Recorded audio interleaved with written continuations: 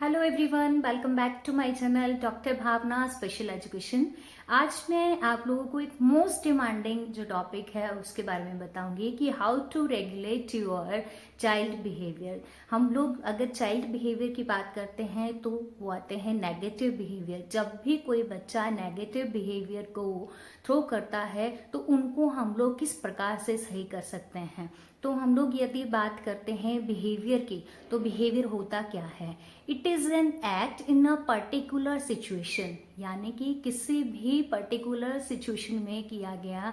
Act को हम लोग बिहेवियर कहते हैं। और जब भी कोई बिहेवियर होता है तो हमें यह जानना अति आवश्यक रहता है कि बिना पर्पस के नहीं होता है। हर बिहेवियर के पीछे कहीं ना कोई पर्पस जरूर होता है, वेदर वो कोई बच्चा कर रहा है या कोई एडल्ट कर रहा है, पेरेंट्स कर रहे हैं। अब हम लोग, अगर मैं एक एग्जांपल देना चाहूंगी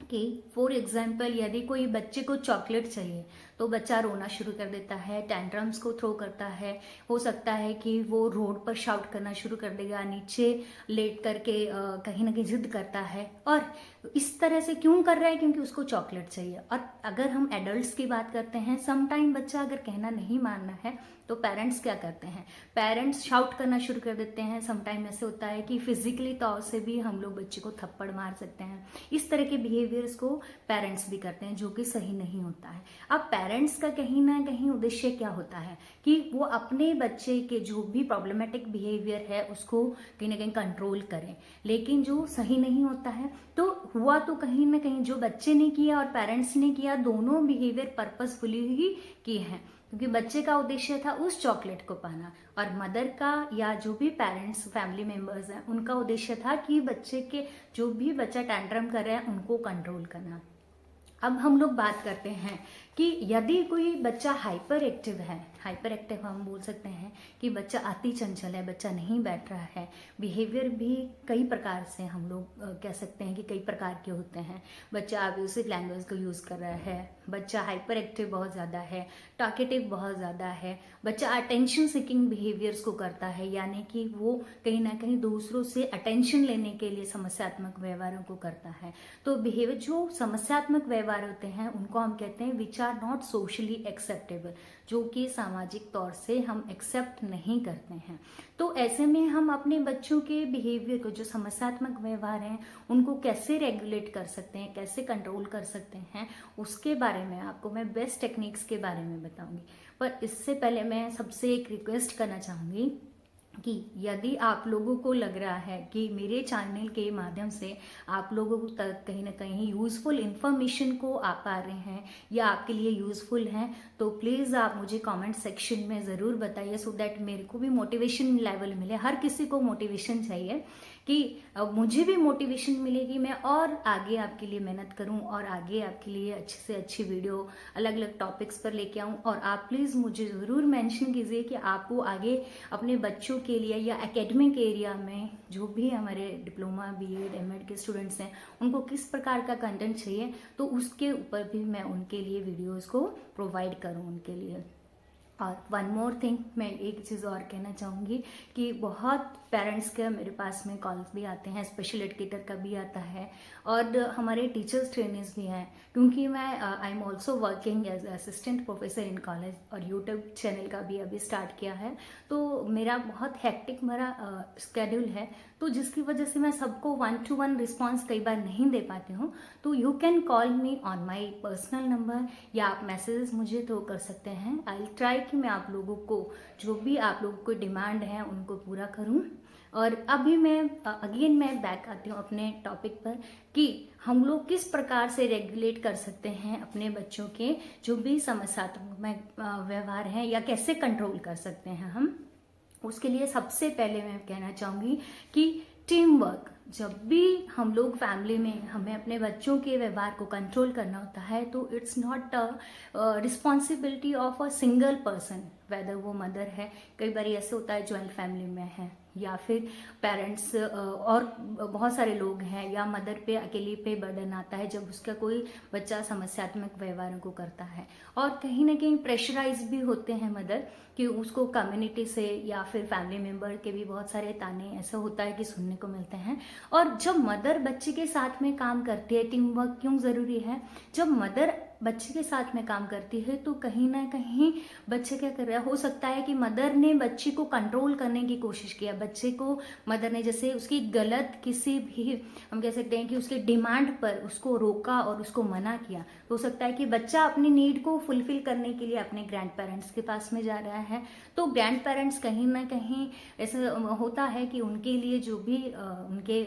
ग्रैंड, हम कह सकते हैं डॉटर है या ग्रैंड सन है, उनके लिए बहुत ज़्यादा प्यारे होते हैं, तो वो उनकी हर डिमांड को पूरी करने की कोशिश करते हैं, जो कि गलत नहीं है। लेकिन जब मदर ने बच्चे के समस्यात्मक व्यवहार को या उसके टैंट्रम को कम करने के लिए अगर मदर ने डिसीजन लिया है कि उसको जो चीज़ के लिए बच्चा टैंट्रम थ्रो कर रहा है, सपोज बच्चा कोई चॉकलेट चाह रहा है,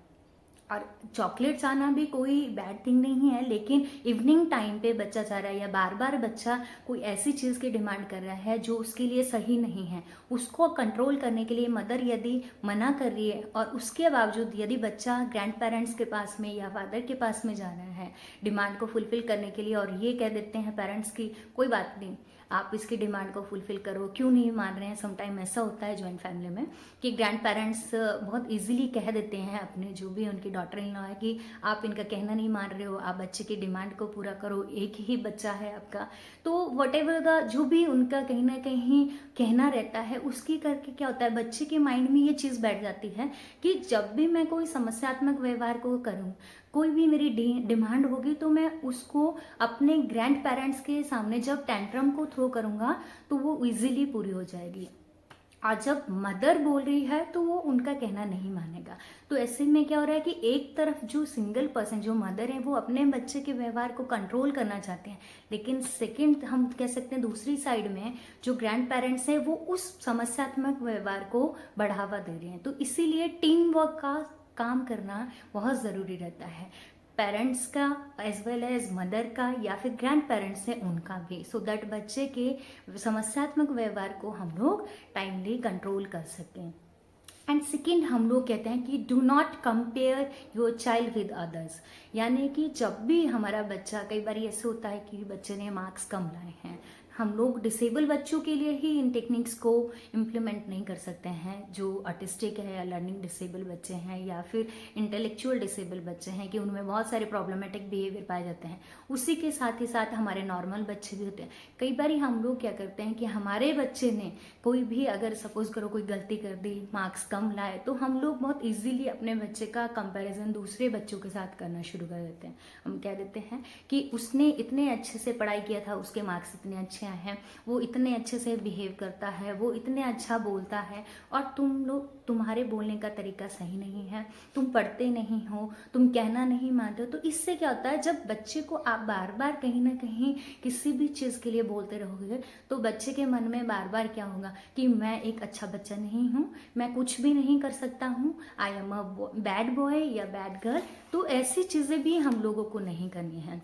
हमें अपने बच्चों की तुलना दूसरे के साथ नहीं करनी है। हम उस बच्चे को मोटिवेट कर सकते हैं कि वो और बेहतर तरीके से कहीं ना कहीं पॉजिटिव बिहेवियर को शो करे इंस्टेड ऑफ जो उसका नेगेटिव बिहेवियर है। एंड इसी के साथ में हम लोग बात करते हैं try to explore your child. कई बार हमारा बच्चा बहुत सारे, हम लोग कह देते हैं बच्चा बहुत शरारती है, हाइपर एक्टिव है, हाइपर एक्टिव नहीं है, उसमें बहुत ज़्यादा कहीं ना कहीं एंथुसियाज्म होता है चीज़ों को एक्सप्लोर करने का, चीज़ों को सीखने का, बहुत ज़्यादा हाई लेवल के हम कह सकते हैं कि उसमें एनर्जी लेवल होता है। लेकिन हम लोग कि बच्चा शरारत कर रहा है तो हम लोग बच्चे को एक्सप्लोर नहीं करने देते हैं, हम बच्चे को छोड़ते ही नहीं हैं। हम बहुत ज़्यादा, कई बार पेरेंट्स के ऐसी सिचुएशन रहती है कि उन्होंने बच्चे को बर्थ दिया तो वो सोचते हैं कि बस बच्चे के ऊपर उनका फुली कंट्रोल होना चाहिए। नहीं, जब तक हमें लगता है कि बच्चे के सराउंडिंग कोई हार्मफुल चीज़ नहीं है, हमें अपने बच्चे को एक्सप्लोर करने देना है, सीखने देना है, तभी तो हमें पता चलेगा कि हमारे बच्चे में क्या एबिलिटीज़ हैं।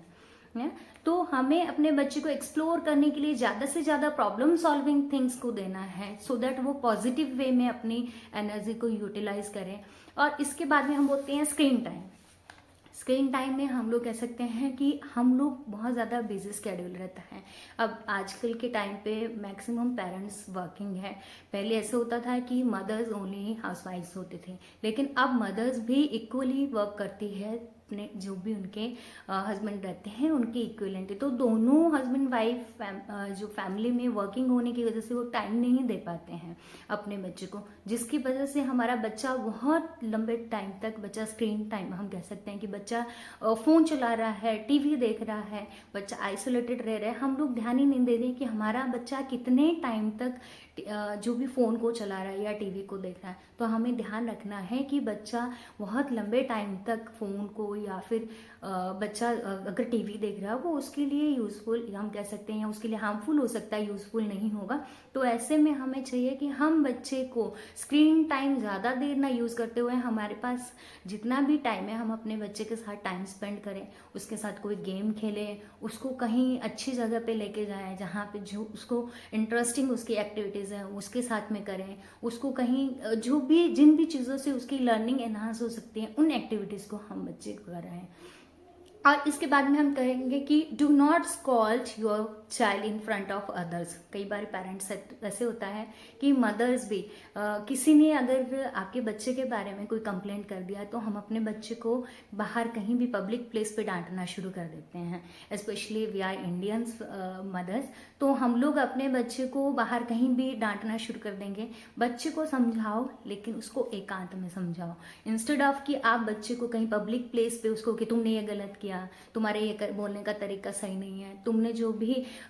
तुम्हारे जो बिहेवियर है वो सही नहीं था, तुम पढ़ नहीं सकते हो अच्छे से, तुम ये काम अच्छे से नहीं कर सकते हो। तो इस तरह से हमें अपने बच्चे को बार बार एक तो टोकना भी नहीं है, बार बार टोकने से भी हमारे बच्चे में कहीं ना कहीं लैक ऑफ कॉन्फिडेंस होता है, बच्चा डिसीजन नहीं ले पाता है, उसको लगता है कि मैं कोई भी अगर एक्ट करता हूँ तो वो सही नहीं होता है। तो हमें अपने बच्चे को स्कॉल्ड डांटना भी नहीं है, डांटना है जब हमें नीड लग रही है, हमें समझाना भी है जब हमें लग रहा है कि बच्चा कोई प्रॉब्लमेटिक बिहेवियर करा, लेकिन उसको एकांत में उसकी गलती के बारे में उसको बताना है और उसको समझाना है कि किस प्रकार से हमें बिहेव करना है जब भी आप पब्लिक प्लेस में होते हैं। एंड नेक्स्ट हम बात करते हैं कि जब भी पेरेंट्स बच्चे के साथ में काम कर रहा है तो हमेशा हम बच्चों के बिहेवियर के बारे में ही सोचते हैं, हमें खुद के बिहेवियर को भी कंट्रोल करना है, हमें खुद भी ये ध्यान में रखना है कि हमें किस प्रकार से बच्चे के सामने बिहेव करना है। जैसे हम लोग कहते हैं कि कोई भी बिहेवियर जब भी कोई बच्चा या एडल्ट्स करते हैं, हम लोग जब भी कोई बिहेवियर को सीखते हैं तो हम लोग हमेशा इमिटेशन के थ्रू सीखते हैं। इमिटेशन मतलब नकल करते हैं, जैसा हमारा फैमिली का हम कह सकते हैं एनवायरनमेंट होगा उसी तरह का बच्चे में भी कहीं ना कहीं इम्पैक्ट पड़ेगा। अगर हमारा फैमिली बैकग्राउंड है या हमारा फैमिली एनवायरनमेंट है वो हेल्दी होगा तो हमारे बच्चे की जो सोच होगी वो भी पॉजिटिव होगी। समटाइम ऐसे होता है कि हस्बैंड वाइफ है, डिवोर्स के केसेस बहुत बढ़ रहे हैं, सिंगल मदर है तो प्रेशर बहुत ज़्यादा रहता है, बहुत ज़्यादा टेंशन में रहती है और वो फ्रस्ट्रेशन कहीं ना कहीं अपने बच्चे के ऊपर निकालते हैं, या पेरेंट्स हैं आपस में लड़ाई झगड़ा करते हैं तो उसका इम्पैक्ट कहीं ना कहीं बच्चे पे डायरेक्ट तौर पे पड़ता है नेगेटिव, और बच्चा उसी बिहेवियर को, जैसे अगर फादर मदर के साथ लड़ाई करता है, उसके साथ मार पिटाई करता है तो बच्चा भी उसी तरह का बिहेवियर को सीखता है। और जब वो बड़ा होता है तो वो सेम जैसे उसके पापा, जैसे उसके पेरेंट्स जिस तरह का बिहेवियर करते थे सेम उस तरह से ही वो भी करते हैं। अब नेक्स्ट है कि give opportunities to your child to express him और हर सेल्फ। मतलब कि हम अपने बच्चे को अपॉर्चुनिटीज देंगे कि वो भी अपने आप को एक्सप्रेस कर पाए,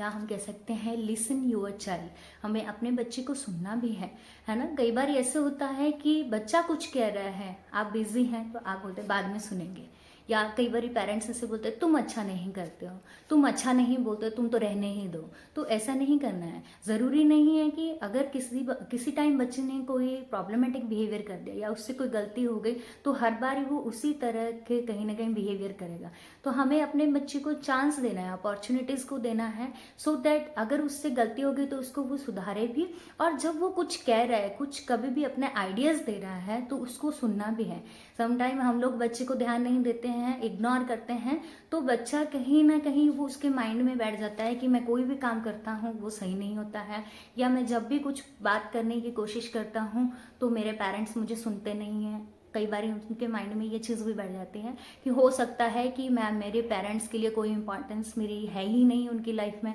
तो ऐसे में बच्चा कहीं ना कहीं चीज़ों को हाइड करना शुरू कर देता है, जो कि नहीं होना चाहिए। और इसी तरह से अब हम हाइपर एक्टिव बच्चों की बात करते हैं। हाइपर एक्टिव मतलब कि जो अति चंचल होते हैं। अब